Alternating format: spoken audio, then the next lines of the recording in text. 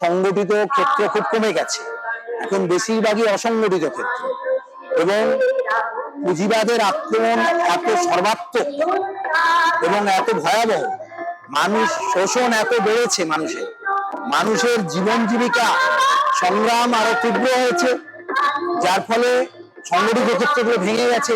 বেশিরভাগ অসংগঠিত ক্ষেত্র, শ্রমিকরা সংগঠিত নয়, সেই ক্ষেত্রে শ্রমিক সংগঠনগুলোর সাথে যুক্ত থাকা জায়গাটা অনেক কমেছে, সম্ভাবনাটা অনেক ব্যাপক হলেও পুঁজিবাদের যে আক্রমণ, সেই আক্রমণের ফলেই কিন্তু শ্রমিক শ্রেণী অসংগঠিত হয়ে পড়েছে এবং অনেক ক্ষেত্রে শ্রমিক আন্দোলনের মধ্যে দেখা যাচ্ছে শুধুমাত্র পেশাগত দাবি আদায়ের একটা জোর এবং নিজেদের সুবিধাবাদ, যার ফলে মালিকের পক্ষেও অনেক সময় চলে যাচ্ছে শ্রমিক শ্রেণীর অংশ।